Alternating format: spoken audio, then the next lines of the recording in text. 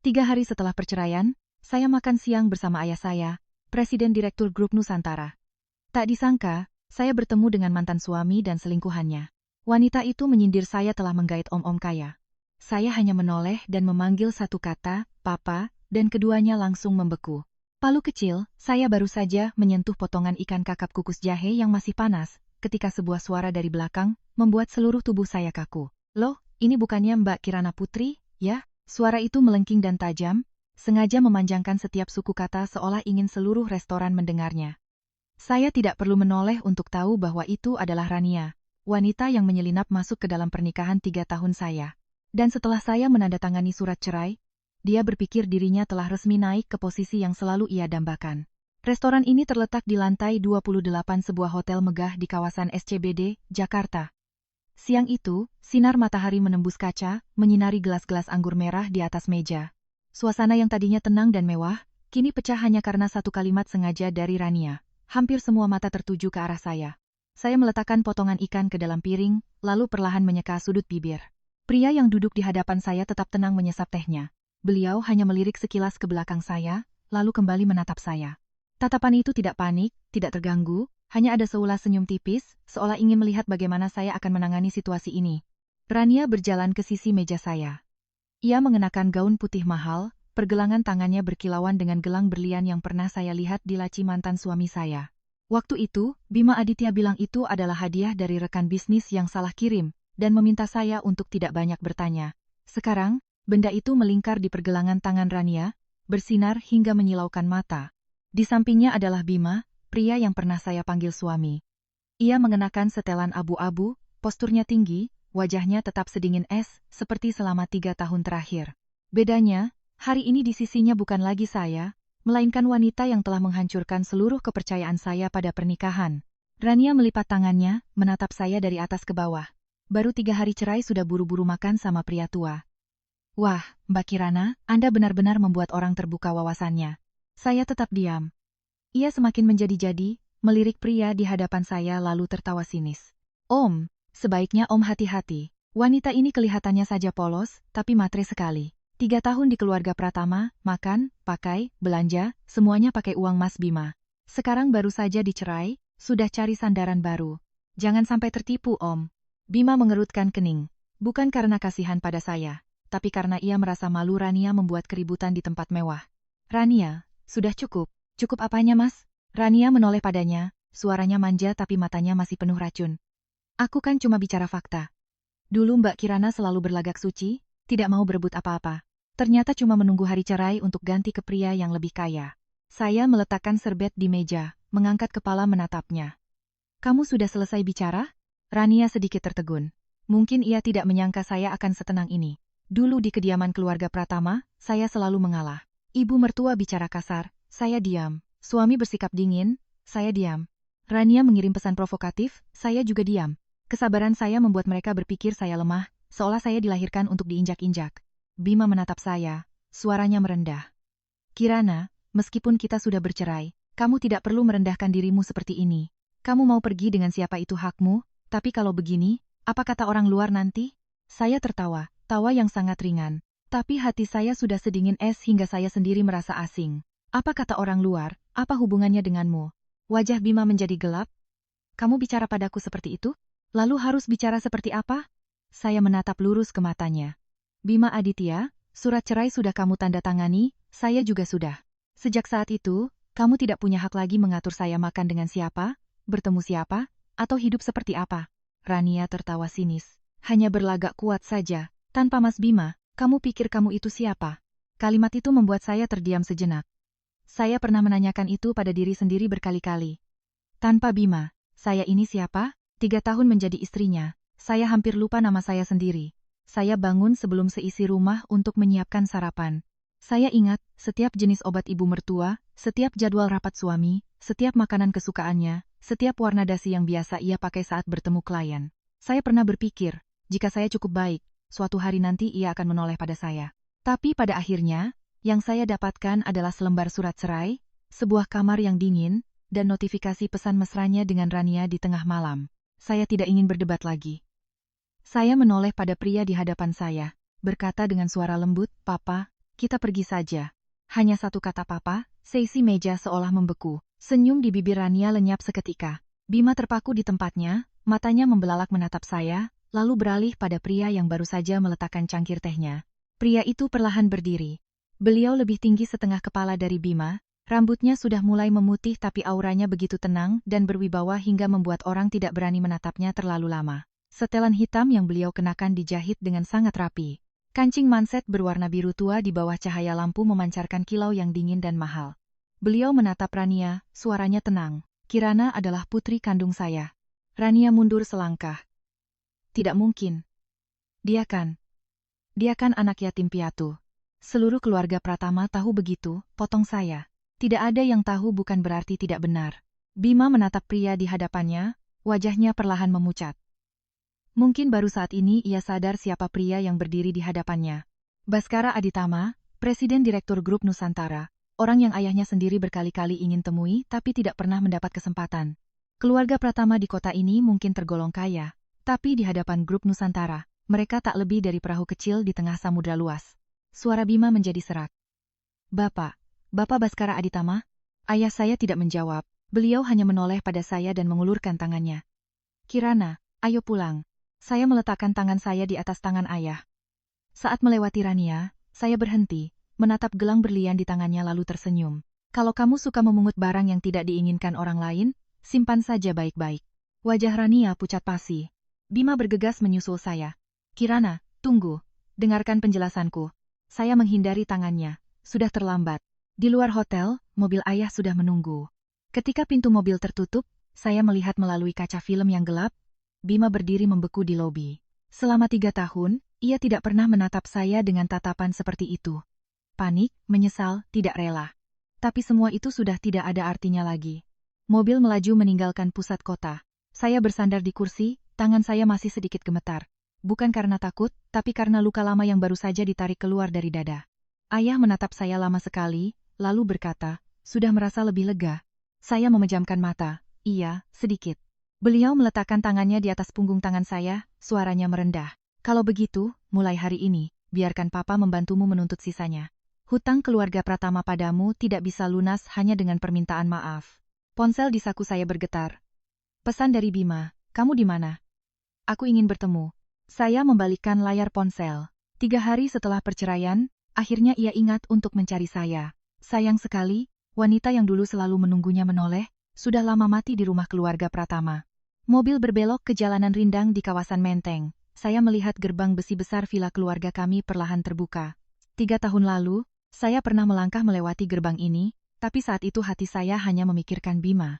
Saya takut ia menunggu lama, takut ibu mertua tidak senang, takut jika saya terlalu lama di rumah orang tua, akan dianggap tidak sepenuh hati menjadi menantu. Sekarang kalau dipikir-pikir, saya benar-benar bodoh. Orang yang selalu membukakan pintu untuk saya, malah saya lupakan. Orang yang selalu membuat saya menunduk dan menderita, malah saya anggap sebagai segalanya. Mobil berhenti di teras. Kepala pelayan kami yang sudah tua, Pak Tono, bergegas turun. Matanya memerah saat melihat saya. Nona Kirana, akhirnya Nona mau pulang juga. Saya berusaha tersenyum, tapi tenggorokan saya tercekat. Pak Tono, saya pulang. Hanya satu kalimat sederhana, tapi mata saya terasa panas.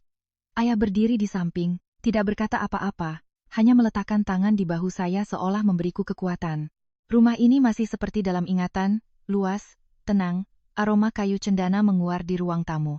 Di dinding masih tergantung foto ibu saya saat masih muda. Beliau meninggal lebih dulu, dan saya terpisah dari ayah selama bertahun-tahun. Saat kami bertemu kembali, saya sudah menikah dengan Bima. Waktu itu, ayah tidak memaksa saya meninggalkan pernikahan itu. Beliau hanya berkata, jika itu pilihanmu, papa akan berdiri di belakangmu. Saya telah salah memilih. Tapi beruntung, di belakang saya masih ada rumah untuk pulang. Malam itu, ponsel saya bergetar terus-menerus. Pesan dari Bima muncul satu persatu. Kirana, dengarkan penjelasanku. Aku tidak tahu ayahmu adalah Bapak Baskara. Besok aku akan menemuimu, kita bicara baik-baik. Saya membaca sampai di situ lalu tertawa. Ternyata yang membuatnya panik bukan karena telah menyakiti saya, tapi karena ia menemukan bahwa wanita yang ia remehkan memiliki ayah yang tidak berani ia singgung. Saya menghapus seluruh percakapan, mematikan nada dering, lalu meletakkan ponsel di laci. Malam itu saya tidak bisa tidur nyenyak. Dalam mimpi, saya kembali berdiri di dapur keluarga Pratama, Tangan saya masih berbau jamu. Mantan ibu mertua duduk di ruang tamu, dengan suara dingin menyuruh saya membawakan teh. Bima lewat, menatap saya seperti menatap seorang pembantu yang biasa ia lihat. Saya memanggilnya, tapi ia tidak menoleh. Keesokan paginya, saya terbangun oleh suara ribut di ruang tamu. Saya mengenakan jubah tidur dan turun. Tepat di tikungan tangga, saya melihat dua orang berdiri di tengah ruangan. Bima mengenakan kemeja putih, wajahnya kuyu seperti tidak tidur semalaman.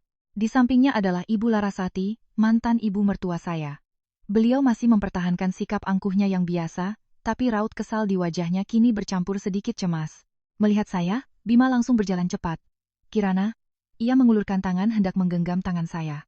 Saya mundur selangkah, tangannya membeku di udara, raut wajahnya menegang. Saya turun dan duduk di sofa di samping ayah. Kamu datang kemari untuk apa? Bima menarik napas dalam-dalam. Suaranya berusaha tenang. Aku ingin bicara denganmu. Kenapa kamu tidak memberitahuku kalau ayahmu adalah Bapak Baskara Aditama?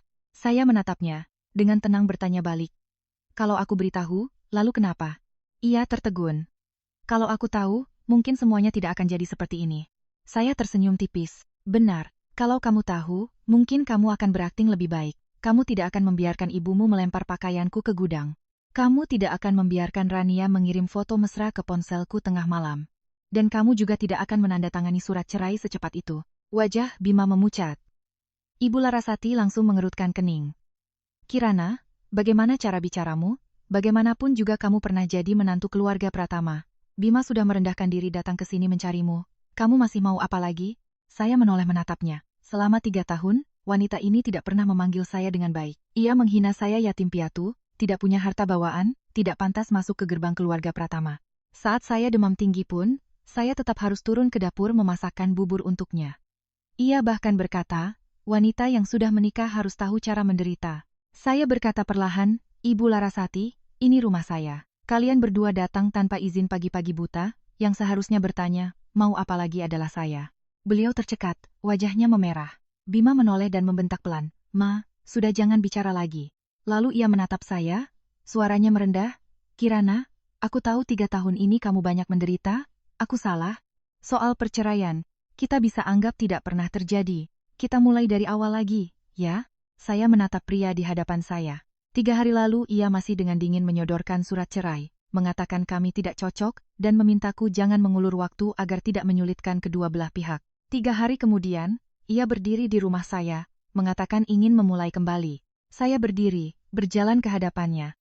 Bima Aditya, kamu mau memulai kembali karena masih mencintaiku? Atau karena aku adalah putri Baskara Aditama? Bibirnya bergerak-gerak, tapi tidak bisa menjawab. Saya mengangguk pelan. Keheninganmu sudah cukup untuk membuatku mengerti. Saat itu, ayah saya meletakkan cangkir tehnya ke meja. Suaranya sangat pelan, tapi seisi ruang tamu langsung senyap. Beliau menatap Bima, suaranya dalam dan dingin. Anak muda, putri saya bukan barang yang bisa kamu buang dan pungut sesuka hati. Bima menunduk, kedua tangannya terkepal. Saya mengambil kartu kredit tambahan yang pernah ia berikan setelah kami menikah dari saku jubah, lalu meletakkannya di atas meja. Selama 3 tahun, kartu ini tidak pernah saya pakai lebih dari 3 kali. Setiap kali menggesek lebih dari 5 juta rupiah, ibunya akan menelepon dan memarahi saya boros. Sekarang saya kembalikan. Saya mendorong kartu itu ke arahnya. Mulai hari ini, antara saya dan keluarga Pratama tidak ada hubungan apapun lagi. Bima menatap kartu itu, raut wajahnya begitu buruk seolah tidak ada setetes darah pun yang tersisa. Sementara Ibu Larasati menatap saya seolah baru pertama kali menyadari bahwa menantu yang pernah ia hina, ternyata tidak pernah butuh sepeser pun uang dari keluarganya. Bima menatap kartu kredit yang tergeletak di atas meja seolah itu adalah bukti yang tak terbantahkan. Selama 3 tahun, keluarga Pratama selalu berasumsi saya hidup dari uang mereka. Setiap kali mantan ibu mertua saya ingin menghina saya, ia selalu mengulang-ulang bahwa tanpa putranya, saya tidak akan bisa makan enak. Saya sudah kebal mendengar kata-kata itu, tapi hari ini, saat kartu kredit tambahan yang masih mengkilap itu diletakkan di hadapan mereka, keheningan Bima adalah jawaban yang paling jelas. Ibu Larasati masih tidak mau kalah. Ia menatap saya, suaranya melengking, memangnya kenapa kalau kamu tidak pakai kartu itu? 3 tahun kamu tinggal di rumah Pratama, makan di rumah Pratama, menyandang nama menantu keluarga Pratama. Sekarang tahu keluargamu punya kedudukan, kamu mau menghapus semua jasa kami? Saya menatapnya, tiba-tiba merasa lucu. Jasa? Saya berdiri perlahan, setiap kata yang keluar dari mulut saya lebih dingin dari yang saya kira. Jasa ibu adalah menyuruh saya bangun jam 5 pagi untuk memasak bagi seluruh keluarga. Atau jasa saat saya sakit, ibu bilang jangan pura-pura lemah? Atau saat Bima pergi dinas dengan Rania, ibu bilang sebagai istri harus bisa menjaga martabat suami? Wajahnya berubah. Jangan memfitnah. Bima bergegas menoleh. Mama bisa diam tidak? Ibu Larasati tertegun. Mungkin ini pertama kalinya putranya membentaknya di hadapan saya. Tapi itu tidak membuat saya merasa puas. Perlindungan yang terlambat datang saat semuanya sudah hancur, tidak ada bedanya dengan payung yang diberikan setelah badai reda. Bima menatap saya, suaranya serak. Kirana, aku tahu kamu membenciku. Tapi kamu juga tahu ayahku sedang menyiapkan proyek kota mandiri di pesisir Bali. Kalau grup Nusantara menarik modal sekarang, seluruh grup perusahaan kami akan dalam bahaya. Aku mohon padamu, masalah kita adalah masalah pribadi, jangan libatkan perusahaan. Saya menatapnya lama. Akhirnya ia mengatakan tujuan sebenarnya. Bukan karena merindukan saya, bukan karena menyesal, apalagi karena cinta. Ia datang karena pundi-pundi keluarga Pratama akan terancam. Saya tertawa, tapi sorot mata saya dingin membeku. Bima Aditya, kamu bilang masalah kita adalah masalah pribadi. Lalu saat kamu membiarkan Rania masuk ke kamar pengantin kita, itu masalah pribadi atau publik? Saat ibumu menelepon setiap kerabat dan mengatakan aku menantu yang tidak tahu diri, itu masalah pribadi atau publik? Saat keluarga Pratama memaksaku menandatangani surat cerai, saat aku bahkan belum sempat mengemasi pakaianku, itu masalah pribadi atau publik? Bima bungkam. Ayah saya duduk di samping, dari awal tidak ikut campur. Tapi hanya dengan keheningannya saja, ruangan itu sudah dipenuhi tekanan yang membuat orang sesak napas. Saya berbalik, mengambil sebuah map biru dari laci, dan meletakkannya di atas meja. Proyek kota mandiri yang kamu bicarakan, memang benar grup Nusantara punya hak memutuskan. Tapi kamu salah satu hal. Saya membuka map itu, mendorong beberapa lembar kertas ke arahnya. Dana talangan yang sedang dibutuhkan keluarga Pratama, orang yang memegang persetujuan akhir bukan ayah saya. Bima menunduk membaca. Hanya beberapa detik kemudian, pupil matanya menyusut. Saya melanjutkan, tapi saya... Ibu Larasati berseru, tidak mungkin. Kamu tahu apa soal bisnis? Saya menatapnya. Ibu pikir selama 3 tahun saya hanya tahu memasak, mencuci piring, dan menunduk mendengar omelan saja? Tangan Bima mencengkeram erat map itu. Saya melihat kepanikan yang jelas di wajahnya. Dulu ia pernah berkata saya hidup terlalu sederhana, tidak mengerti dunia luar.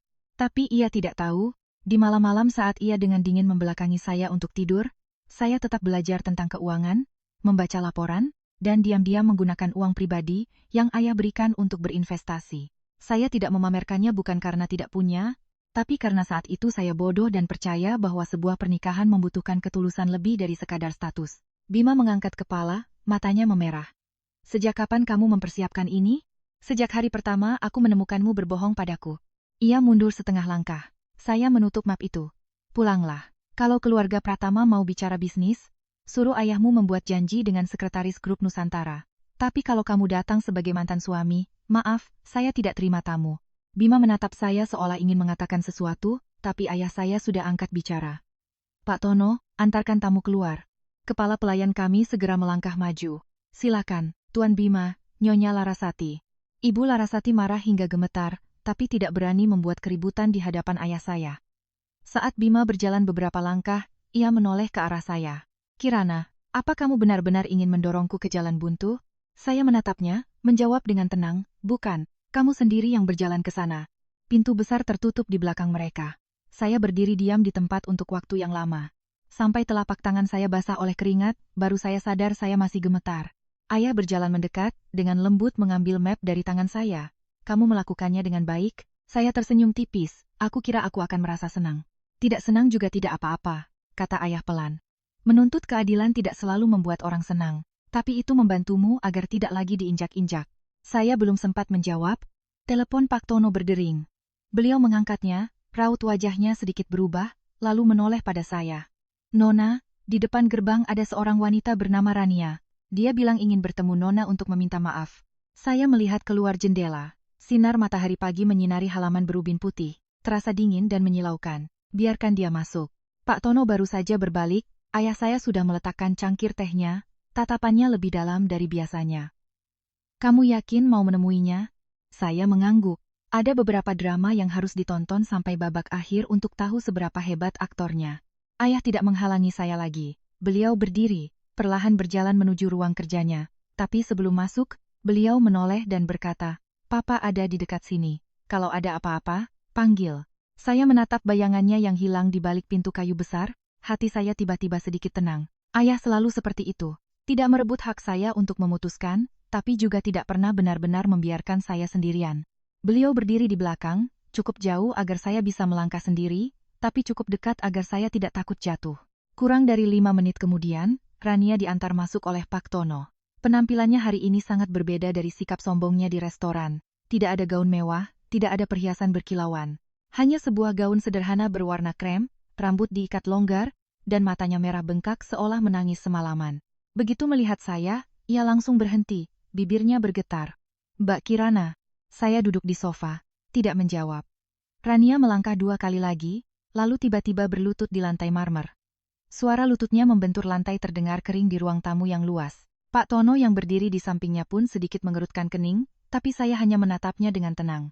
"Mbak Kirana, saya salah. Saya benar-benar tahu saya salah. Mohon maafkan saya sekali ini." Saya sedikit memiringkan kepala. "Memaafkanmu? Memangnya saya sudah melakukan apa padamu?" Ia mengangkat wajahnya, air mata mengalir deras. "Saya tahu Mbak benci saya karena Mas Bima. Tapi saya juga korban, Mbak." "Tante Larasati. Beliau yang menyuruh saya mendekati Mas Bima. Beliau bilang Mbak tidak pantas jadi menantu keluarga Pratama. Beliau bilang, asal saya bisa membantu beliau membuat Mbak pergi, beliau akan menerima saya." Saya diam mendengarkan. Setiap kata-katanya seperti tetesan air kotor yang jatuh ke lantai bersih. Masih cara yang sama. Saat berkuasa, ia menertawakan saya. Saat terpuruk, ia berpura-pura menyedihkan dan melimpahkan kesalahan pada orang lain. Rania melihat saya tidak bicara, buru-buru merangkak mendekat. "Mbak, percaya sama saya. Hubungan saya dan Mas Bima sudah berakhir. Saya tidak butuh status apa-apa lagi. Saya hanya mohon Mbak jangan menekan keluarga Pratama sampai ke jalan buntu, dan jangan membuat Mas Bima membenci saya. Saya benar-benar tidak sengaja menyakiti Mbak." Saya tertawa sangat pelan. "Tidak sengaja?" Ia mengangguk berkali-kali. "Iya, saya tidak sengaja. Saya hanya terlalu mencintai Mas Bima. Saya dibutakan oleh cinta. Mbak juga pernah mencintai dia, kan? Mbak pasti mengerti perasaan itu."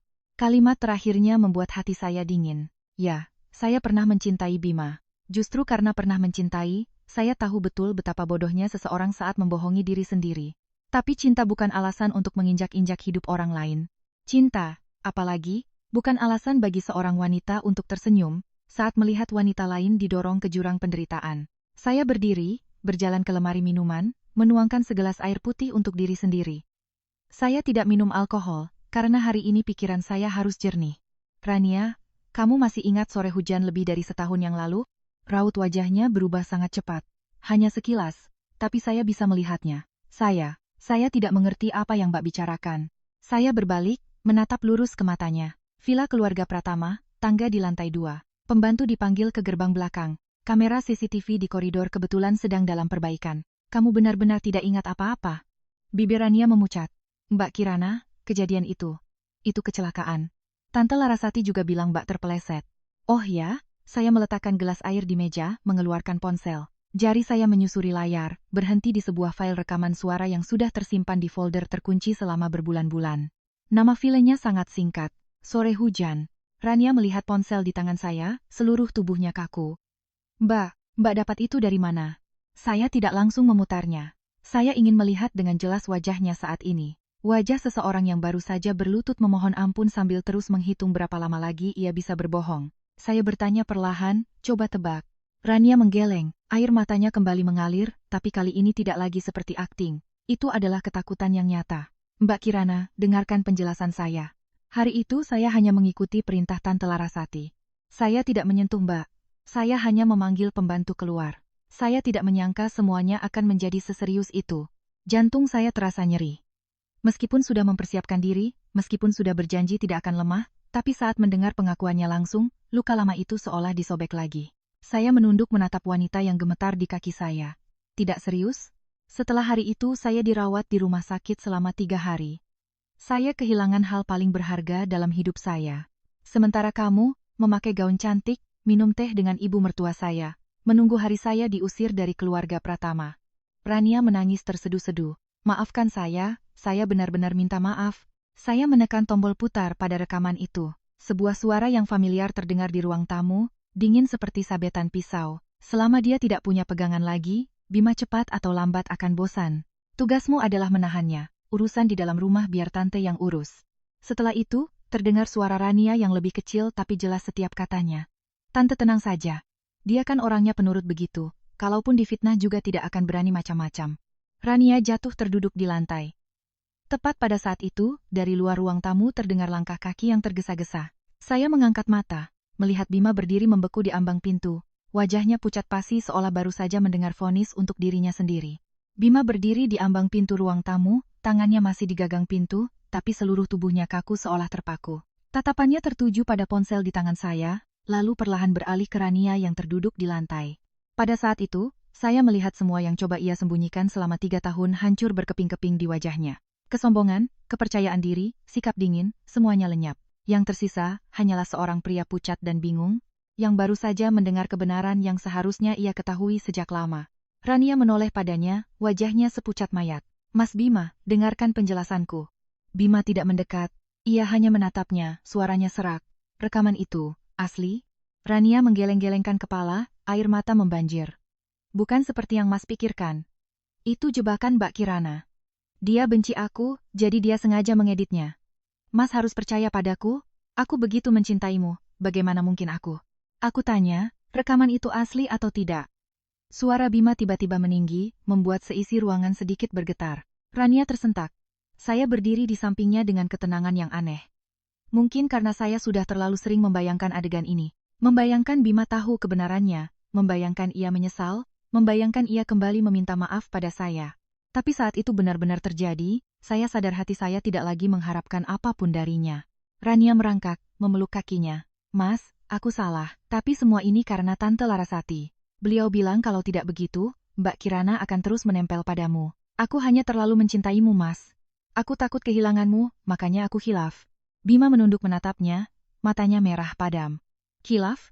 Ia tertawa pendek, tawa tanpa kegembiraan sedikit pun.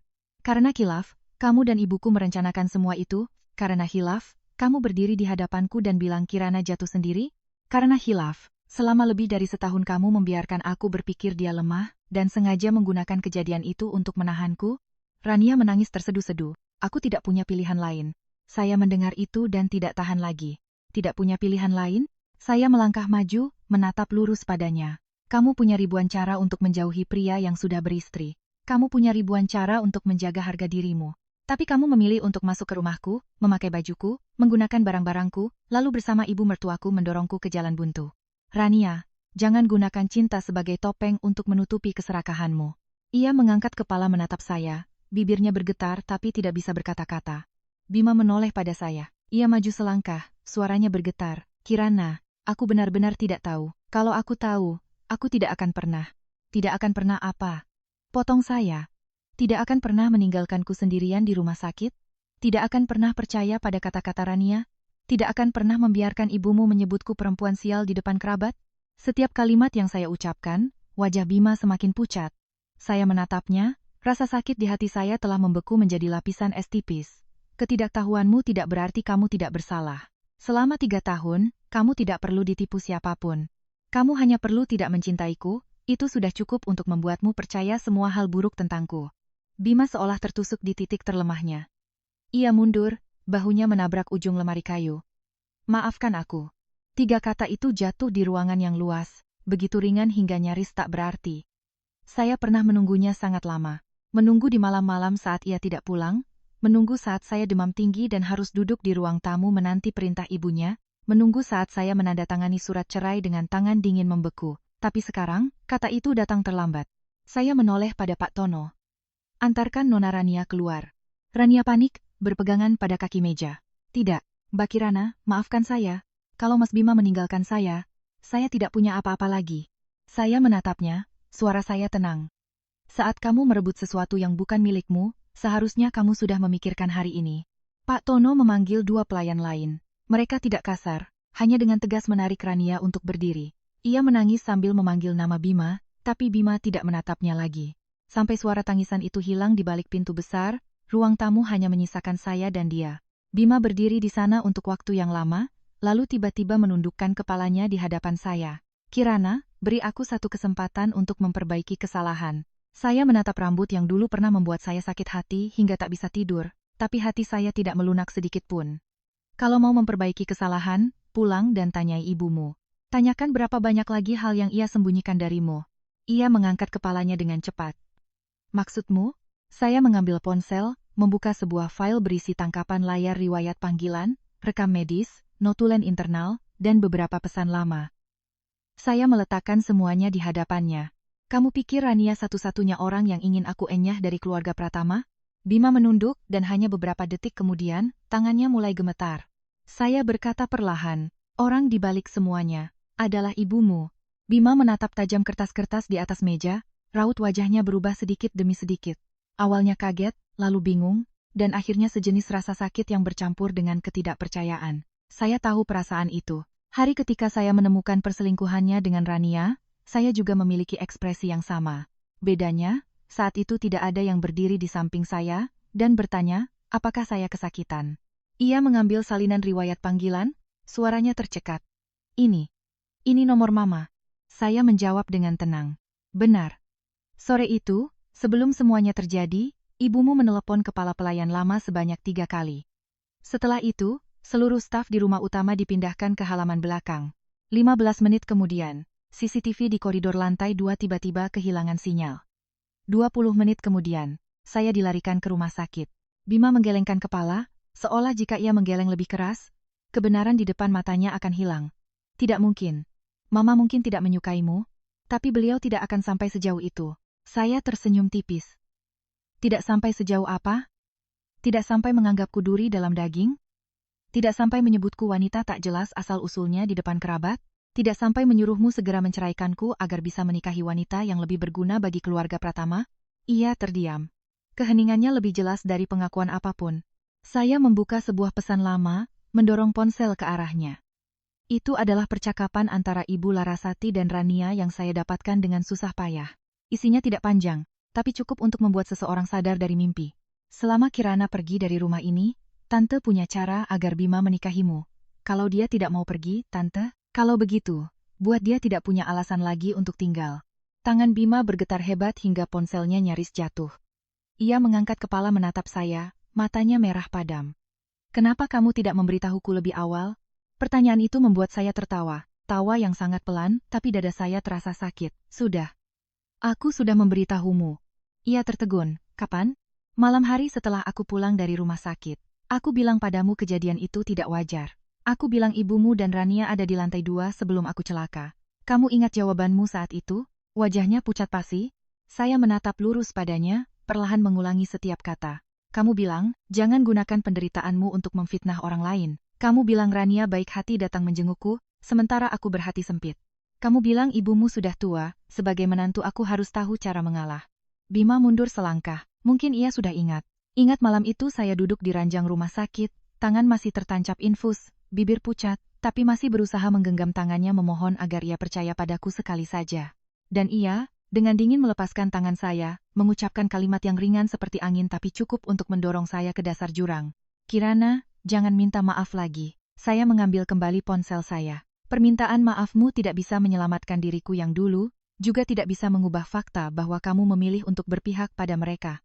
Bima menunduk, bahunya bergetar. Pada saat itu, saya melihatnya seperti seseorang yang baru saja kehilangan hal paling berharga dalam hidupnya. Tapi saya tidak lagi punya kelembutan untuk mengasihaninya. Rasa kasihan adalah hal yang membuat saya terjebak di keluarga Pratama terlalu lama. Pintu ruang kerja terbuka. Ayah saya keluar, membawa sebuah map hitam di tangannya. Beliau meletakkannya di meja, menatap Bima dengan sorot mata tanpa emosi. Anak muda, kalau kamu sudah tahu sebagian kebenarannya, sebaiknya kamu tahu juga sisanya. Bima mengangkat kepala, suaranya serak. Maksud Bapak Baskara? Ayah saya membuka map itu. Di dalamnya ada laporan keuangan grup Pratama, proposal proyek kota mandiri di Bali, perjanjian pinjaman dana talangan, dan serangkaian surat jaminan yang digunakan keluarga Pratama untuk menopang arus kas mereka selama 6 bulan terakhir. Ayah berkata sangat lambat. 3 tahun lalu, saat Kirana bilang ingin menikah denganmu, saya tidak menentang. Saya hanya ingin melihat bagaimana keluarga Pratama memperlakukan putri saya saat kalian tidak tahu identitas aslinya. Bima mengepalkan tinjunya. Jadi semua ini sebuah ujian? Ayah saya menatapnya, tatapannya mendingin. Bukan, ujiannya sudah lama berakhir. Apa yang terjadi sekarang adalah konsekuensinya. Saya menatap Bima. Suara saya tenang. Proyek di Bali yang sedang kekurangan dana. jaminan terbesarnya sudah dialihkan ke perusahaan investasi pribadi milik saya. Dengan kata lain, jika saya menuntut pembayaran dipercepat, keluarga Pratama tidak akan bisa bertahan. Bima menatap saya seperti orang asing. Kamu benar-benar mau melakukan ini? Saya menjawab tanpa ragu. Iya. Ia memejamkan mata, sudut bibirnya bergetar. Jadi, apa yang kamu inginkan? Saya berdiri, berjalan mendekatinya. Saya ingin ibumu, dengan mulutnya sendiri, menceritakan seluruh kebenarannya di hadapan ayahmu, di hadapanmu, dan di hadapan semua orang yang pernah percaya, bahwa saya adalah menantu tak berguna yang dibuang oleh keluarga Pratama. Bima membuka mata, tatapannya penuh keputusasaan. Kalau dia tidak mau. Saya tersenyum, tapi senyum itu begitu dingin hingga saya sendiri merasa asing. Kalau begitu, keluarga Pratama harus bersiap kehilangan lebih dari sekadar seorang menantu. Bima meninggalkan rumah saya dalam keadaan nyaris linglung. Sebelum pergi, ia sempat menoleh sekali lagi. Tatapan itu penuh luka dan ketidakberdayaan, seolah ia akhirnya mengerti bahwa ada hal-hal yang sekali pecah, meskipun dipungut kepingannya satu persatu, tidak akan pernah bisa kembali seperti semula. Saya berdiri di balik jendela kaca, melihat mobilnya melaju keluar gerbang. Kali ini saya tidak gemetar lagi. Mungkin karena setelah berhari-hari bertanya pada diri sendiri apakah harus memaafkan, saya sudah menemukan jawaban yang jelas. Bukan saya yang kejam, tapi mereka yang telah mengajarkan saya cara untuk tidak berbelas kasihan dengan kekejaman mereka. Ayah berdiri di belakang saya, suaranya rendah. Kamu mau menjadwalkan pertemuan kapan? Saya menoleh padanya. Besok. Semakin lama, semakin banyak waktu mereka untuk mengarang cerita. Ayah mengangguk, sorot matanya menunjukkan kepuasan. Baik, biar Papa suruh sekretaris mengirimkan pemberitahuan resmi, pertemuan akan diadakan di kantor pusat Grup Nusantara. Dihadiri Ayah Bima, ibunya, Bima, perwakilan hukum kedua belah pihak, dan Dewan Direksi Proyek Bali. Saya terdiam sejenak, lalu berkata, saya mau Rania juga hadir. Ayah sedikit mengerutkan kening. Kamu yakin? Yakin. Aktor yang memerankan korban dari awal tidak boleh absen di adegan penutup. Ayah menatap saya lama, lalu menghela napas pelan. Kirana, kamu tumbuh dewasa dengan sangat cepat. Saya tersenyum tipis. Bukan tumbuh dewasa, Pak, tapi didorong sampai tidak bisa lagi bersikap naif. Sore itu, sekretaris ayah mengirimkan surat resmi ke grup Pratama. Hanya 30 menit kemudian, telepon di ruang kerja ayah berdering. Ayah menyalakan pengeras suara. Suara Bapak Suryo Pratama, Ayah Bima, terdengar di seberang sana, begitu sopan hingga terasa aneh. Pak Baskara, masalah anak-anak mungkin ada kesalahpahaman. Saya harap kita bisa duduk dan bicara baik-baik, jangan sampai mempengaruhi kerja sama kita selama ini. Ayah menatap saya, seolah bertanya apa saya mau terus mendengarkan. Saya mengangguk pelan. Ayah menjawab, Pak Suryo, kalau hanya kesalahpahaman, putri saya tidak akan meninggalkan rumah Anda dengan tangan kosong dan nama baik yang tercoreng. Di seberang sana hening beberapa detik. Mengenai hal itu, saya atas nama keluarga meminta maaf pada Kirana. Tapi proyek Bali ini menyangkut ribuan tenaga kerja. Kalau Grup Nusantara menghentikan pendanaan sekarang. Saya melangkah mendekat ke meja, suara saya tenang. Bapak Suryo. Yang memutuskan pendanaan itu adalah saya. Di seberang sana langsung senyap. Sesaat kemudian, suara Pak Suryo merendah. Kirana. Iya, ini saya. Besok jam 10 pagi, di ruang rapat utama lantai 42 Gedung Nusantara. Saya ingin mendengar Ibu Larasati menjelaskan dengan jelas apa yang terjadi di villa keluarga Pratama lebih dari setahun yang lalu. Jika beliau tidak datang, semua negosiasi akan berakhir. Pak Suryo menarik napas pelan. Saya mendengar suara kertas diremas di ujung sana. Kirana, masalah rumah tangga bisa diselesaikan secara internal. Kamu pernah jadi menantu kami. Sebaiknya kita tidak membuat masalah ini menjadi terlalu buruk. Saya tertawa. Hari ketika keluarga Anda membiarkan Rania mengirim foto mesra pada saya, kenapa tidak ada yang ingat kata terlalu buruk? Hari ketika ibu Anda menyuruh orang membuang barang-barang saya dari kamar, kenapa tidak ada yang bilang selesaikan secara internal? Hari ketika Bima memaksa saya menandatangani surat cerai, kenapa tidak ada yang ingat saya pernah jadi menantu keluarga Pratama? Suasana di ruang kerja menjadi dingin. Saya melanjutkan. Setiap kata terdengar jelas. Besok, saya tidak butuh belas kasihan kalian. Saya hanya butuh kebenaran. Saya mematikan telepon sebelum ia sempat bicara lagi. Ayah tidak menegur saya karena tidak sopan. Hanya diam-diam menuangkan segelas air hangat. Saya menerimanya dan baru sadar ujung jari saya sedingin es. Malam itu saya hampir tidak tidur. Saya duduk sendirian di kamar, membuka kotak kayu yang saya simpan di dasar koper sejak meninggalkan rumah keluarga Pratama. Di dalamnya ada beberapa barang lama, foto pernikahan yang terlipat dua, cincin polos yang saya pakai selama 3 tahun, dan selembar hasil pemeriksaan medis yang ujungnya sudah menguning. Saya mengambil cincin itu, meletakkannya di telapak tangan. begitu ringan, padahal dulu saya pikir seluruh hidup saya ada di dalam lingkaran kecil itu. Ponsel menyala, pesan dari Bima. Besok ibuku akan datang, aku juga akan datang. Apapun kebenarannya, aku mohon jangan sakiti dirimu lebih jauh lagi. Saya menatap tulisan itu lama sekali. Kalau dulu, saya pasti akan menangis. Tapi sekarang, air mata seolah sudah kering. Saya hanya membalas satu kalimat. Orang yang menyakitiku tidak punya hak menasihatiku untuk berhenti.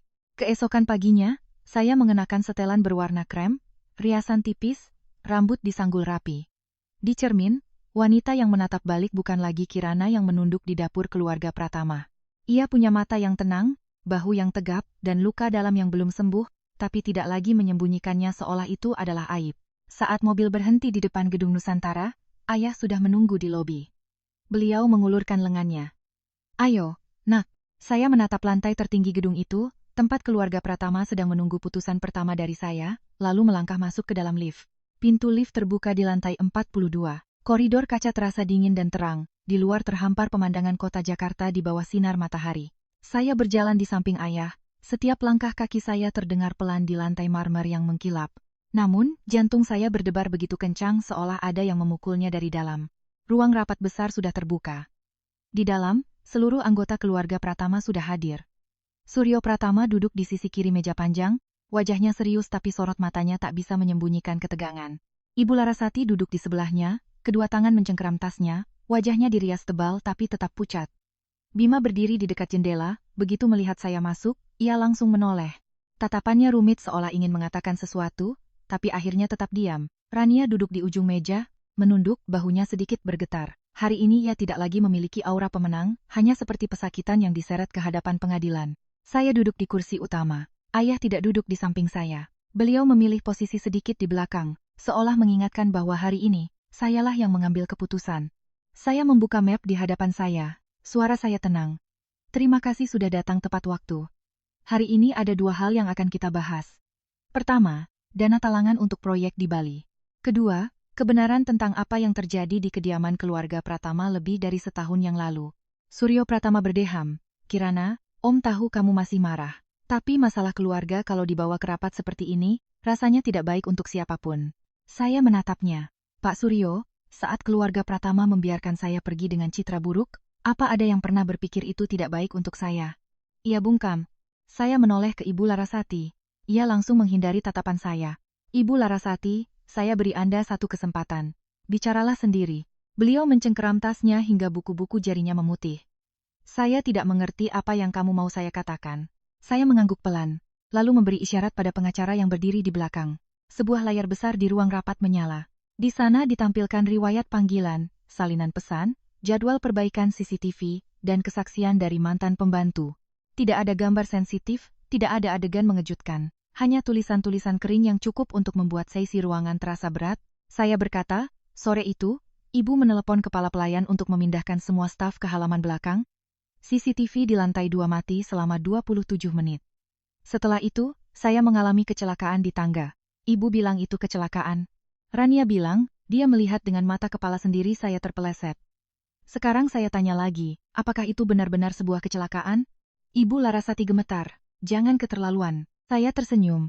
Keterlaluan? 3 tahun menjadi menantu di rumah Anda, saya dihina tidak punya asal-usul, dianggap seperti pembantu, dikhianati suami di rumah yang saya coba jaga. Saya masih sabar. Tapi Anda tahu apa yang membuat saya tidak bisa sabar lagi? Suara saya tercekat sejenak, tapi saya langsung menguasai diri.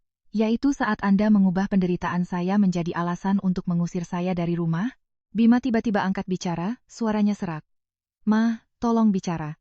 Sebenarnya apa yang terjadi hari itu? Ibu Larasati menatap putranya, matanya panik. Bima, jangan dengarkan dia. Dia mau menghancurkan keluarga kita.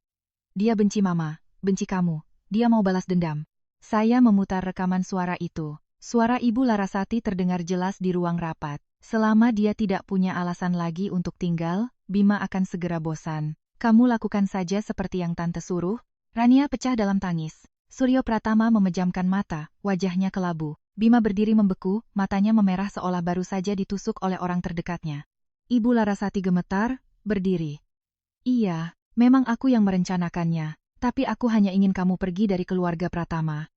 Aku tidak menyangka semuanya akan jadi seperti itu. Seisi ruangan sunyi senyap.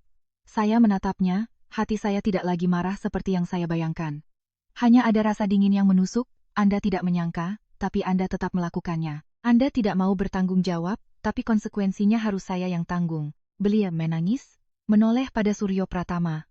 Mas, katakan sesuatu. Aku melakukan ini semua demi keluarga ini, demi Bima. Suryo Pratama menggebrak meja. Cukup. Bentakan itu membuat ibu mertua saya terdiam. Saya melihat pemandangan itu, hati saya hanya merasa ironis. Saat saya masih di keluarga Pratama, tidak ada yang pernah membentaknya demi saya. Sekarang saat perusahaan diambang kehancuran, barulah mereka tahu caranya marah. Saya menutup map. Pelajaran pertama hari ini adalah, punya uang dan rumah megah bukan berarti punya hak untuk merendahkan orang lain. Pelajaran kedua, permintaan maaf hanya berharga jika datang sebelum seseorang didorong ke jalan buntu. Saya meletakkan surat perjanjian di hadapan Suryo Pratama. Jika keluarga Pratama ingin mempertahankan proyek di Bali, tanda tangani ini. Ibu Larasati harus secara terbuka meminta maaf pada saya di hadapan seluruh kerabat keluarga Pratama dan mundur dari posisi pengelola dana keluarga. Rania harus mengembalikan seluruh aset atas namanya yang diberikan oleh Bima selama kami masih menikah. Dan Bima, saya mengangkat kepala menatapnya. Anda tidak diizinkan muncul di hadapan saya tanpa janji temu melalui pengacara. Bibir Bima bergetar. Kirana, apa kamu benar-benar tidak menyisakan jalan untukku? Saya menatapnya, menjawab dengan tenang. Hari saat aku memohon padamu untuk percaya padaku, kamu juga tidak menyisakan jalan untukku. Seisi ruangan hening. Surat perjanjian itu tergeletak di tengah meja, klausul-klausulnya tercetak jelas di atas kertas putih, dingin seperti sebuah vonis.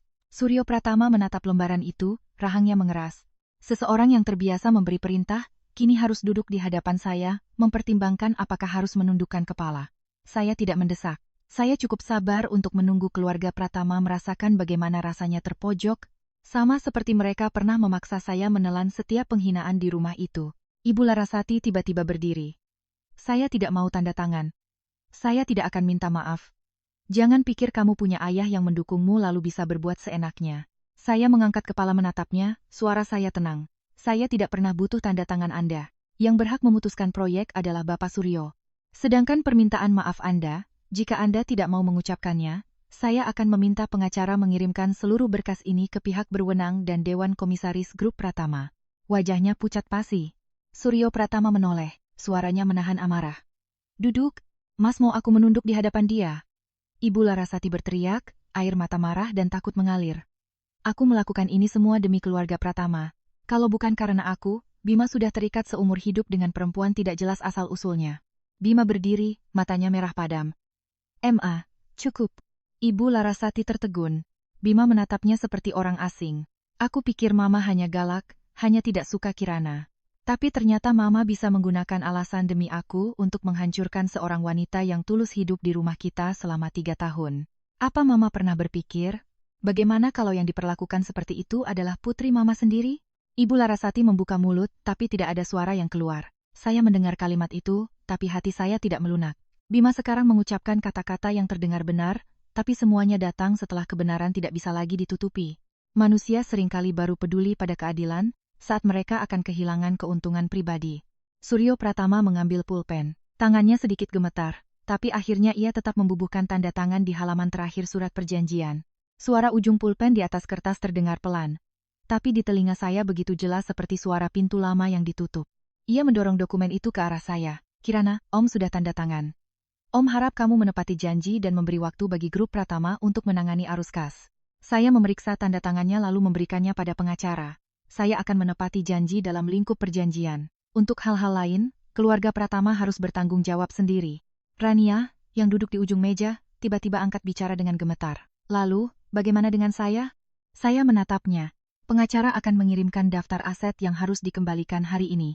Apartemen di Bintaro, mobil atas namamu, perhiasan, dan dana yang ditransfer oleh Bima selama saya masih di keluarga Pratama. Kamu harus mengembalikannya dalam bentuk barang atau uang tunai dalam waktu 15 hari. Ia menangis. Tapi apartemen itu tempat tinggalku sekarang. Saya memotongnya. Saat kamu masuk ke kamarku, apa kamu bertanya padaku di mana aku akan tinggal? Rania menunduk dalam, bahunya bergetar hebat. Bima menatapnya, tatapannya bercampur antara jijik dan lelah. Saya tahu, sejak saat ini, hubungan yang pernah ia pamerkan sebagai trofi kemenangan itu juga mulai membusuk. Rapat selesai menjelang tengah hari. Saat semua orang berdiri, Ibu Larasati tiba-tiba berjalan ke hadapan saya. Ia menatap saya dengan sorot mata penuh benci dan penghinaan. Bibirnya bergerak-gerak lama, sebelum akhirnya berhasil mengeluarkan satu kalimat. Kirana, saya minta maaf. Saya menatapnya. Anda minta maaf karena merasa bersalah, atau karena keluarga Pratama tidak punya pilihan lain? Beliau membeku. Saya mengambil tas dan berdiri. Tidak masalah. Saya juga tidak menerimanya. Bima mengikuti saya sampai ke koridor. Kirana. Saya berhenti, tapi tidak menoleh. Jangan panggil saya seperti itu lagi. Suaranya tercekat. Lalu aku harus memanggilmu apa? Saya berbalik menatapnya. Pria yang pernah menjadi seluruh dunia saya, kini hanyalah bekas luka lama. Panggil saya Ibu Kirana. Atau lebih baik, tidak usah panggil sama sekali. Saya masuk ke dalam lift sebelum ia sempat bicara lagi.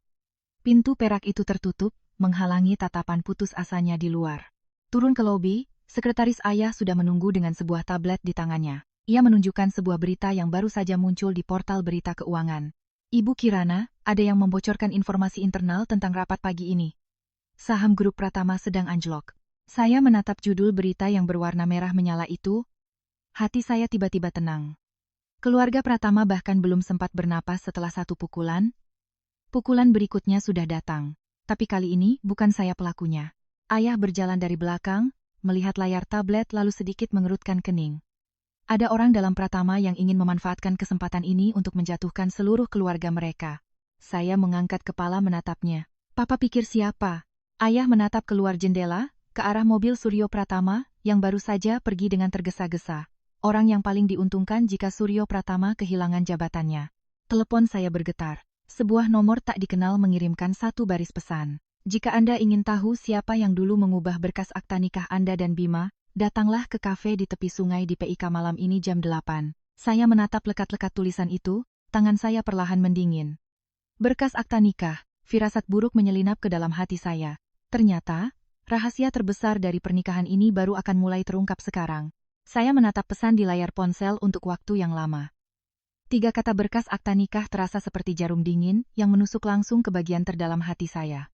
Selama 3 tahun, saya pikir ikatan antara saya dan Bima adalah pernikahan yang sah, tercatat, disaksikan kerabat, dengan resepsi dan restu. Meskipun pada akhirnya semua membusuk, saya masih percaya setidaknya 3 tahun itu nyata. Tapi pesan ini membuat pijakan saya goyah. Ayah melihat raut wajah saya dan bertanya, "Ada apa?" Saya menyerahkan ponsel padanya. Setelah membacanya, sorot mata ayah langsung menjadi gelap. "Malam ini Papa ikut denganmu." Saya menggeleng. "Tidak, Pa. Aku ingin mendengarnya sendiri." "Kirana, Papa akan meminta orang mengikutimu dari jauh. Jika orang itu berani mengirim pesan seperti itu, pasti dia tahu kamu sedang ditarik ke dalam rahasia lain. Kamu perlu tahu apa yang mereka inginkan." Ayah menatap saya beberapa detik, akhirnya mengangguk. "Baiklah. Tapi kamu tidak boleh pergi sendirian sepenuhnya." Malam itu, saya tiba di kafe tepi sungai di kawasan PIK 10 menit sebelum jam 8. Lampu kota mulai menyala, memantulkan kilau panjang di permukaan air, tapi hati saya terasa dingin. Saya memilih meja di dekat jendela. 2 pengawal ayah duduk beberapa meja dari saya, berpura-pura membaca koran dan bermain ponsel. Saya baru saja memesan teh hangat ketika seorang wanita berusia sekitar 40-an masuk. Ia mengenakan kemeja biru muda, rambutnya dipotong sebahu, wajahnya kurus dengan mata yang selalu waspada. Ia berhenti di depan meja saya. "Anda Ibu Kirana Putri?" Saya menatapnya. "Dan Anda?" Wanita itu duduk, meletakkan amplop coklat di atas meja. "Nama saya Hani, dulu saya bekerja di bagian legal grup Pratama. 3 tahun lalu, saya yang ditugaskan mengurus beberapa dokumen terkait pernikahan Anda dan Pak Bima." Saya mengencangkan genggaman di cangkir teh. "Anda yang mengirim pesan?" Ibu Hani mengangguk. Suaranya pelan. "Benar. Saya sudah tidak bekerja di sana lagi. Saya diberhentikan tepat setelah Anda meninggalkan keluarga Pratama. Mereka pikir saya akan diam selamanya. Tapi hari ini saya melihat berita rapat di grup Nusantara. Saya pikir sudah saatnya Anda tahu yang sebenarnya." Saya melihat amplop di meja. "Kebenaran apa?" Ibu Hani mendorong amplop itu ke arah saya. "Anda dan Pak Bima memang mengadakan resepsi, foto pre-wedding, dan pesta besar. Tapi berkas pencatatan nikah kalian saat itu bermasalah." Telinga saya berdengung sejenak. "Bermasalah bagaimana?" Ibu Hani menarik napas dalam. "Berkas awalnya sudah lengkap, tapi sebelum diserahkan secara resmi, Ibu Larasati meminta saya untuk menahannya. Beliau bilang keluarga ingin melihat sikap Anda lebih dulu, karena Anda tidak punya keluarga besar yang mendukung dan tidak membawa harta gono gini. Kemudian, Pak Suryo Pratama tahu, tapi beliau tidak menentang. Mereka tetap menggelar resepsi seperti biasa, bahkan memberi Anda salinan buku nikah yang dicetak, tapi berkas aslinya tidak pernah didaftarkan ke sistem. Saya duduk membeku. Teh di hadapan saya masih mengepul, tapi tangan saya sedingin es. Tolong jelaskan lebih rinci. Maksud Anda, selama 3 tahun ini saya dan Bima. Ibu Hani menatap saya dengan tatapan iba. Secara hukum, kemungkinan besar pernikahan kalian tidak pernah sah tercatat. Saya tertawa. Suara tawa yang keluar sangat pelan, tapi tenggorokan saya terasa perih. Tidak mungkin. Saya bahkan menandatangani surat cerai. Itu surat kesepakatan yang dibuat oleh pengacara keluarga Pratama. Mereka ingin Anda percaya semua prosedur sudah selesai agar Anda pergi diam-diam. Jika Anda tidak memeriksa kembali ke kantor urusan agama atau catatan sipil, Anda tidak akan tahu status sebenarnya. Saya mengambil amplop dan membukanya. Di dalamnya ada salinan riwayat pengurusan berkas, email internal, jadwal pendaftaran yang dibatalkan, dan selembar memo dengan paraf Ibu Larasati. Tulisan di memo itu membuat mata saya kabur. Tunda pendaftaran resmi. Buat salinan untuk ditunjukkan pada mempelai wanita saja. Saya menggigit bibir hingga nyaris berdarah. 3 tahun. 3 tahun saya menjadi menantu, menderita, berkorban, dikhianati, dihina. Pada akhirnya, bahkan status sebagai istri yang sah pun tidak pernah mereka berikan dengan tulus. Saya bertanya, kenapa Anda baru bicara sekarang? Ibu Hani menunduk. Karena saya takut. Keluarga Pratama saat itu sangat kuat. Saya hanya pegawai biasa. Tapi saya juga seorang wanita. Saya tahu betapa sakitnya Anda jika suatu hari nanti menemukan diri Anda ditipu dari awal. Saya melipat berkas itu, suara saya sedingin es hingga saya sendiri merasa asing. Apa keluarga Pratama tahu saya sudah punya ini? Ibu Hani menggeleng. Belum. Tapi mereka pasti akan segera curiga. Karena yang menyetujui penundaan berkas itu bukan hanya Ibu Larasati. Saya mengangkat kepala. Siapa lagi? Ibu Hani melihat keluar jendela, raut wajahnya cemas. Bapak Suryo Pratama. Tepat saat itu, ponsel saya bergetar. Panggilan dari Bima. Saya melihat nama yang tertera di layar, tiba-tiba merasa semuanya begitu ironis dan kejam. Pria yang mengaku sebagai suami saya, mungkin dari awal hanyalah sebuah peran yang disutradarai oleh seluruh keluarganya. Saya mengangkat telepon, tidak bicara. Di seberang sana, suara Bima terdengar tergesa-gesa. Kirana, kamu di mana? Apa ada orang yang menemuimu dan bicara macam-macam soal akta nikah? Saya memejamkan mata. Jadi dia tahu. Atau setidaknya, dia tahu ada rahasia yang tidak boleh saya sentuh. Saya membuka mata, menatap amplop di meja. Bima, katakan padaku, selama 3 tahun ini, aku ini sebenarnya istrimu, atau hanya orang bodoh yang dipermainkan oleh seluruh keluargamu? Di seberang sana hening, dan keheningan itulah yang memberi saya jawaban paling menyakitkan. Di seberang telepon, keheningan itu berlangsung begitu lama, hingga saya bisa mendengar dengan jelas suara angin yang meniup pepohonan di luar kafe. Keheningan itu bukan lagi penghindaran. Itu adalah pengakuan yang tercekat di tenggorokan. Saya menggenggam ponsel erat-erat, menatap pantulan diri saya di kaca.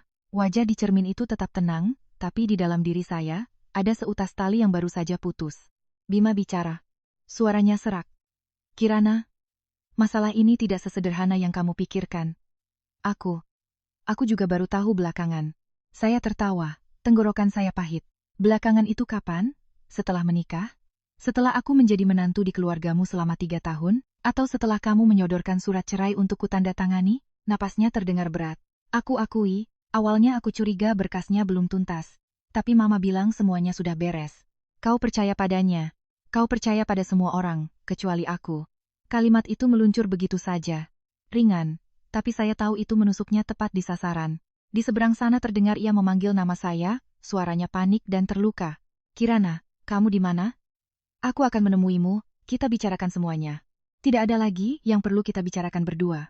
Saya mematikan telepon. Layar menjadi gelap, dan hati saya ikut menggelap. Ibu Hani yang duduk di seberang menatap saya dengan raut wajah bersalah. Saya mengambil amplop coklat itu dan berdiri. Terima kasih sudah memberitahu saya. Ia buru-buru berkata, Ibu Kirana, Anda harus hati-hati. Jika masalah ini terungkap, keluarga Pratama pasti akan mencari cara untuk melimpahkan semua kesalahan pada mantan karyawan seperti saya. Tapi di dalam amplop itu ada salinan email internal dan nama pejabat yang menyetujui terakhir. Selama Anda memeriksanya di kantor catatan sipil, Anda akan tahu mana yang benar. Saya mengangguk. Saya tidak akan membiarkan orang yang membantu saya menanggung kesalahan mereka. Keluar dari kafe, angin sungai terasa dingin di wajah. Mobil ayah sudah menunggu di seberang jalan. Begitu saya masuk, Ayah langsung menatap amplop di tangan saya. Benar, kata saya, menyerahkan seluruh dokumen itu padanya. Ayah membacanya dengan cepat, dan semakin ia membaca, raut wajahnya semakin gelap. Saat sampai di halaman terakhir, beliau melipat berkas itu, matanya begitu dingin hingga sopir di depan tidak berani bernapas keras. Keluarga Pratama benar-benar lancang. Saya melihat keluar jendela mobil. Pa, kalau aku dan Bima tidak pernah menikah secara sah, lalu selama 3 tahun ini aku ini apa? Ayah terdiam beberapa detik, lalu meletakkan tangannya di bahu saya. Kamu tetap putri papa. Dan di mata hukum, 3 tahun itu bisa dianggap sebagai hubungan kohabitasi yang sengaja mereka rekayasa menjadi pernikahan untuk memanfaatkanmu. Tapi justru karena itu, surat cerai, pembagian harta, dan semua alasan yang mereka gunakan untuk mengusirmu, semuanya harus ditinjau ulang dari awal. Saya memejamkan mata. Sakitnya bukan karena saya masih menginginkan status sebagai istri. Sakitnya adalah karena bahkan penderitaan saya pun mereka jadikan sebuah drama yang telah disiapkan. Saya berusaha menjadi istri yang baik dalam sebuah pernikahan yang tidak pernah mereka akui secara tulus. Keesokan paginya, saya datang ke kantor catatan sipil bersama pengacara dari grup Nusantara. Setiap menit penantian terasa seperti setahun. Ketika petugas meletakkan surat konfirmasi di hadapan saya membaca baris kalimat, tidak ditemukan data pendaftaran pernikahan antara Sri Kirana Putri dan Stiar Bima Aditya Pratama. Telinga saya berdengung. Pengacara memanggil pelan, Ibu Kirana. Saya mengangguk, mengambil pulpen dan menandatangani surat permohonan kutipan akta. Anehnya, tangan saya tidak gemetar. Saat pukulan terbesar datang, saya justru menjadi luar biasa tenang. Baru saja melangkah keluar dari gedung. Saya melihat Bima berdiri di seberang jalan. Ia masih mengenakan kemeja yang sama seperti semalam, rambutnya acak-acakan, matanya merah padam, begitu melihat saya, ia langsung menyeberang. Kirana, pengacara saya berdiri di depan saya. Pak Bima, mohon jaga jarak. Bima tidak melihat pengacara itu, hanya menatap saya. Aku bersumpah, aku benar-benar tidak tahu berkasnya tidak pernah didaftarkan. Saya memegang surat konfirmasi di tangan saya dan menatapnya.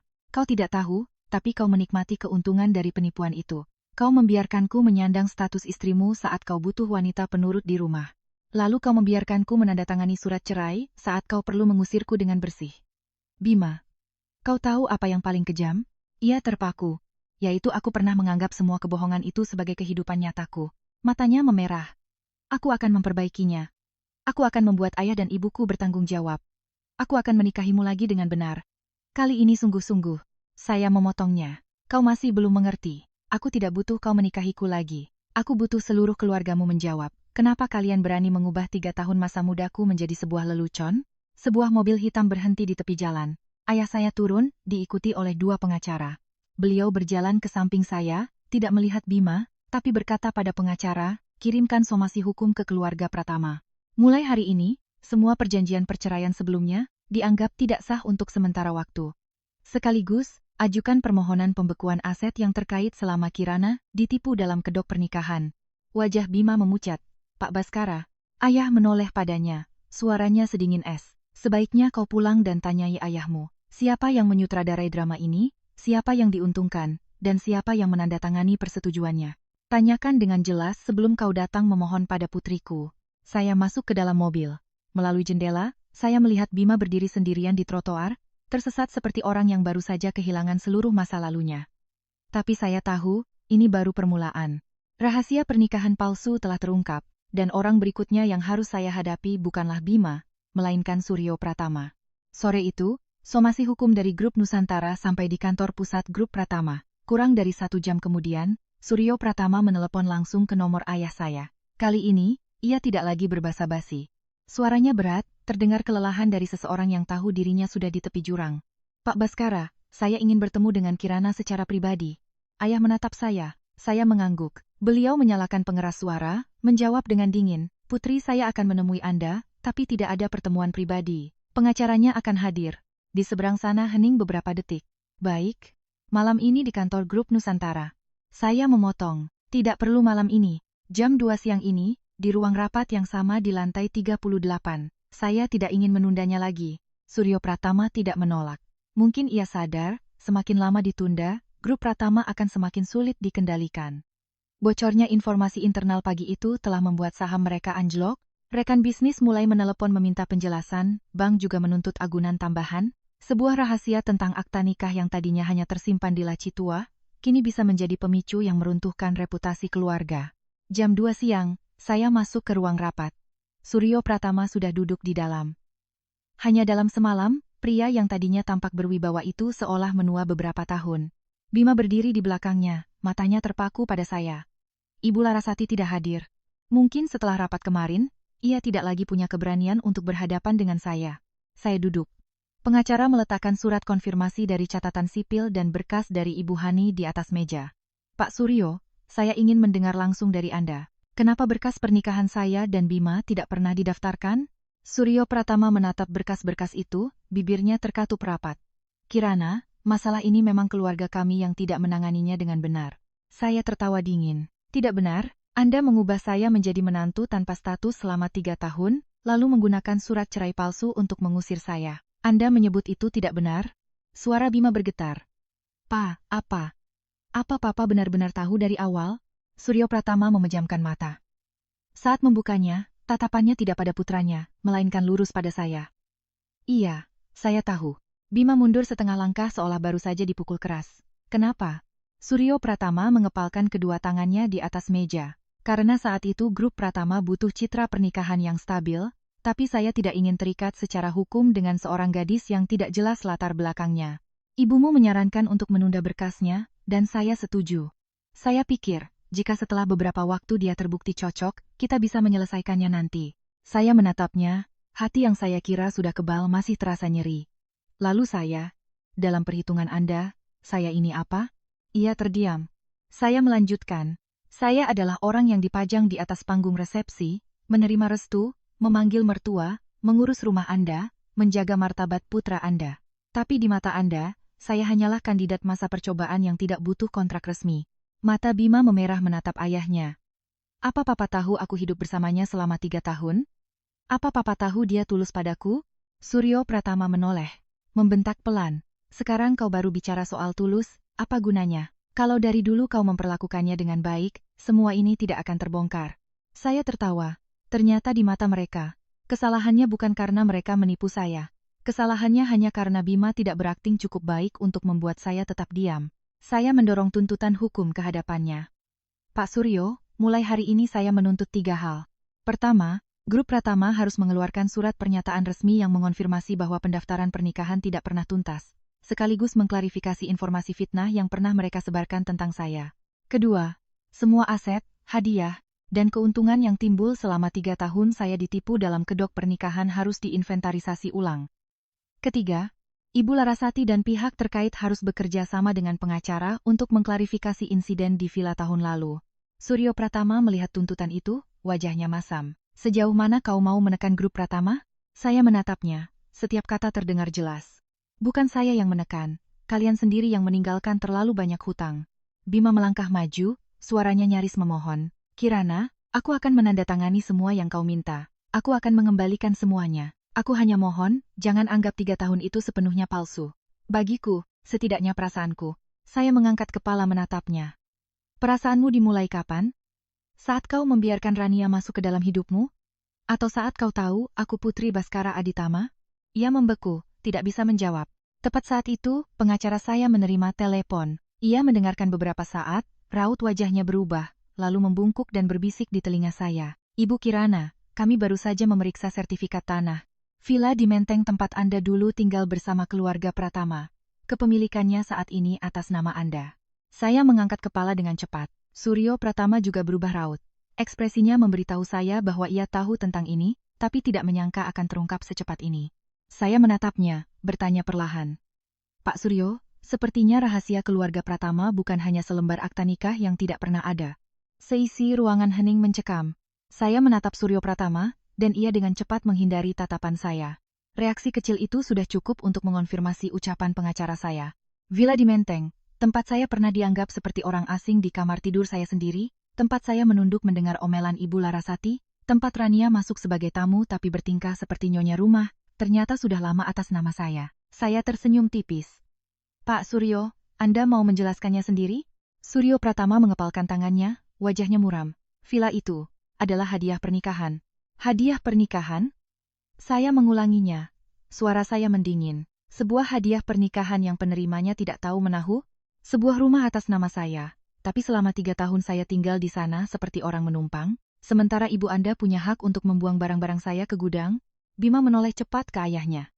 Pak, villa itu benar-benar atas nama Kirana? Suryo Pratama diam.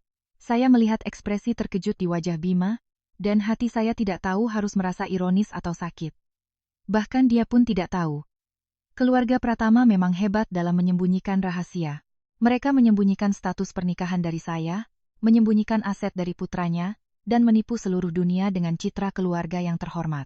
Suryo Pratama akhirnya angkat bicara. Tahun itu saya tahu Pak Baskara sudah menemukan putrinya kembali. Saya ingin menjaga hubungan baik dengan keluarga Aditama, jadi saya diam-diam membalik nama villa itu atas namamu.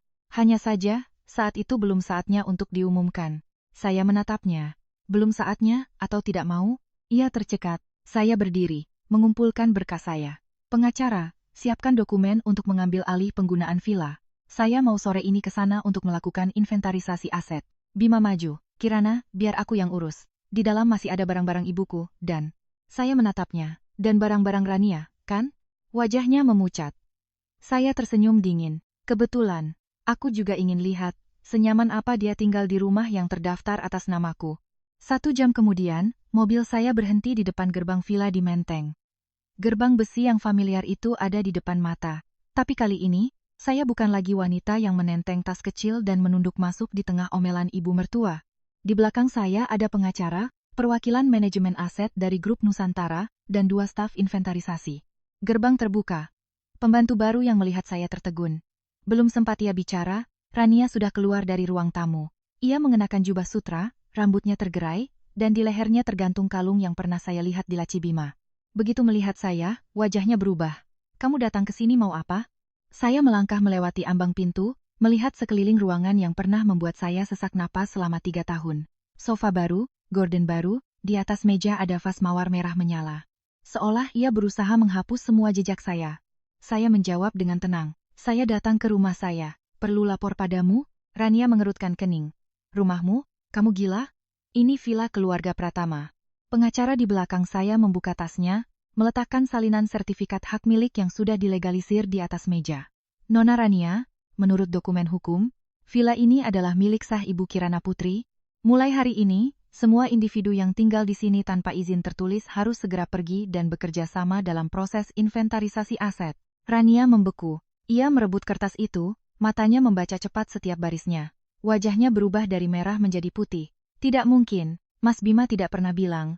Tante Larasati bilang rumah ini nanti akan jadi milikku. Saya menatapnya, suara saya sangat ringan. Kau terlalu terbiasa hidup dari janji orang lain, sampai lupa bahwa yang paling berharga adalah dokumen hukum. Rania gemetar. Kamu sengaja kan? Kamu sengaja menunggu aku pindah ke sini baru datang untuk menghinaku. Saya mendekatinya. Hari saat kamu masuk ke kamar tidurku, memakai bajuku, dan mengirim fotonya padaku tengah malam, apa kamu pikir itu bukan penghinaan? Ia membuka mulut, tapi tidak bisa berkata apa-apa. Saat itu, di luar terdengar suara mobil mengerem mendadak. Ibu Larasati masuk dengan tergesa-gesa, wajahnya pucat. Begitu melihat saya, ia langsung berteriak, Kirana, mau sampai kapan kamu membuat kekacauan ini? Saya berbalik menatapnya seperti orang asing. Ibu Larasati, Anda datang tepat waktu, saya sedang mengambil kembali rumah saya. Beliau tertegun, lalu melihat ke arah berkas di atas meja. Hanya sedetik kemudian, wajahnya pucat pasi. Saya tahu, saat itu ia sudah mengerti. Rumah yang pernah ia gunakan untuk menindas saya, dari awal tidak pernah menjadi miliknya. Saya berkata pada staf inventarisasi, mulai dari ruang tamu. Aset yang tidak bisa dibuktikan asal-usulnya, disegel. Rania pecah dalam tangis. Ibu Larasati terduduk lemas, harus berpegangan pada ujung meja. Sementara saya, melangkah naik ke lantai 2, langsung menuju kamar yang dulu menjadi kamar tidur saya. Saat membuka pintu, saya melihat di atas meja rias masih ada sebuah kotak kayu kecil. Itu satu-satunya barang milik saya yang tersisa di rumah ini. Saya mengambilnya dan membuka tutupnya. Di dalamnya, ada cincin kawin lama yang saya kira sudah hilang. Melihat cincin itu terbaring diam di dalam kotak, saya tiba-tiba mengerti. Ada hal-hal yang bukan hilang, tapi sengaja disembunyikan oleh orang lain untuk mengingatkan saya, bahwa saya pernah tidak punya hak untuk memutuskan, bahkan atas hidup saya sendiri. Saya menutup kotak itu, kembali ke bawah. Hari ini, saya bukan hanya mengambil kembali sebuah villa, saya mengambil kembali tempat yang pernah mengubur harga diri saya. Saya turun membawa kotak kayu kecil itu. Di ruang tamu, Suasana sudah tegang seperti tali yang akan putus. Staf inventarisasi sedang menyegel perhiasan, lukisan, dan dokumen jual beli yang ditemukan di lemari. Rania berdiri di samping sofa, pucat pasi, kedua tangannya memeluk erat tasnya seolah jika dilepaskan, semua kemewahan yang pernah ia pamerkan akan lenyap.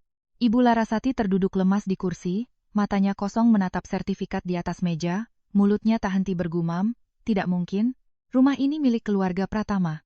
Saya meletakkan kotak kayu itu di atas meja. "Anda benar setengahnya. Dulu memang milik keluarga Pratama. Tapi yang membalik namakannya menjadi nama saya adalah suami Anda." Ibu Larasati mengangkat kepala, matanya ngeri dan penuh benci. "Sejak kapan kau tahu?" "Baru hari ini." Saya melihat sekeliling ruangan yang familiar. Setiap sudutnya pernah menjadi saksi kesabaran saya. Saya pernah membersihkan meja ini, mengganti bunga di rak itu, berdiri di dekat pintu menunggu Bima pulang hingga larut malam. Dulu saya pikir saya sedang merawat rumah tangga saya. Ternyata, saya hanya memenjarakan diri di sebuah rumah atas nama saya, tapi tak seorang pun memberi saya hak untuk menjadi tuannya. Rania tiba-tiba berteriak, menunjuk ke arah saya. "Jangan pura-pura lagi. Kamu sudah punya segalanya, masih mau menekan orang sampai sejauh mana? Kamu putri presdir, punya villa, punya uang, punya ayah yang mendukungmu. Lalu aku hanya ingin punya tempat di sisi Mas Bima." Saya menoleh padanya. "Tempatmu dibangun di atas air mata orang lain, wajar jika akhirnya runtuh." Ia gemetar, lalu menoleh pada Ibu Larasati. "Tante, bicara. Tante yang janji, asal aku bantu Tante mengusir dia, rumah ini akan jadi milikku dan Mas Bima. Tante bilang aku yang lebih cocok untuk keluarga Pratama. Kenapa sekarang Tante diam?" Wajah Ibu Larasati pucat. "Diam kamu?" Rania tertawa di tengah air mata. "Sekarang Tante suruh aku diam? Dulu saat Tante butuh aku mengirim foto padanya, butuh aku berakting sebagai kekasih yang malang di depan Mas Bima, butuh aku berbohong soal insiden di tangga, kenapa Tante tidak suruh aku diam?" Suaranya menggema di seluruh ruangan. Pembantu yang berdiri di dekat dapur menunduk, tak ada yang berani bersuara. Saya melihat dua wanita yang pernah bersekutu menyakiti saya, kini saling merobek topeng satu sama lain. Anehnya, saya tidak merasa puas. Saya hanya merasa jijik. Ternyata persekutuan mereka begitu rapuh. Begitu kehilangan keuntungan, langsung berubah menjadi pisau yang saling menusuk. Di luar terdengar suara mobil. Bima masuk, diikuti oleh Suryo Pratama. Mungkin mereka mendapat kabar saya datang mengambil alih villa. Begitu melihat pemandangan di ruang tamu, Bima terpaku. Matanya jatuh pada kotak kayu di atas meja, lalu berhenti pada cincin kawin tua di dalamnya. "Kirana." Cincin itu. Saya menutup kotak itu, benda yang kukira hilang. Ternyata, sama seperti 3 tahun ini, bukan aku yang menghilangkannya, tapi ada yang sengaja menyembunyikannya. Bima menatap ibunya. Ibu Larasati menghindari tatapannya. Sikap itu sudah cukup untuk membuatnya mengerti. Mama yang mengambil cincinnya? Ibu Larasati membentak. "Hanya cincin murahan, apa pentingnya?" Mama hanya tidak mau dia terus berpegang pada status menantu keluarga Pratama. Saya tertawa pelan. "Tenang saja. Status itu, mulai hari ini, Anda berikan pun saya tidak mau." Suryo Pratama melangkah maju, suaranya berat. "Kirana, rumah ini memang atas namamu. Kami akan bekerja sama untuk serah terima. Tapi sekarang grup Pratama sedang kacau, bisakah kau beri kami beberapa hari untuk mengemasi barang?" Saya menatapnya. "Dulu saat saya pergi dari sini, kalian memberi saya berapa hari?" Ia terdiam. Saya ingat betul. 1 sore, 1 koper, dan 1 kalimat dari Ibu Larasati. Barang milik keluarga Pratama tidak boleh dibawa. Wajah Suryo Pratama sangat masam. Saya menoleh pada pengacara. "Lakukan sesuai prosedur. Barang pribadi, izinkan mereka bawa hari ini. Aset yang tidak bisa dibuktikan asal-usulnya, segel." Bima mendekati saya, suaranya serak. "Kirana, aku tahu sekarang bicara apapun sudah terlambat. Tapi kumohon, percaya padaku untuk terakhir kalinya. Soal rumah ini, akta nikah, semua yang dilakukan orang tuaku, aku benar-benar tidak tahu semuanya." Saya menatapnya lama. "Kau tidak tahu karena kau tidak pernah ingin tahu. Seorang suami, jika benar-benar peduli pada istrinya, tidak akan membiarkan istrinya hidup dalam penderitaan selama 3 tahun tanpa menyadarinya." Ia menunduk, matanya memerah. Saat itu, telepon Suryo Pratama berdering terus-menerus. Ia mengangkatnya, dan wajahnya langsung berubah. Meskipun ia mencoba berbalik, saya masih bisa mendengar beberapa kata, "Dewan Komisaris, tuntutan mundur. Bank menarik fasilitas kredit." Ia menurunkan teleponnya, nyaris tidak bisa berdiri tegak. Ayah saya masuk dari pintu depan, diikuti oleh sekretarisnya.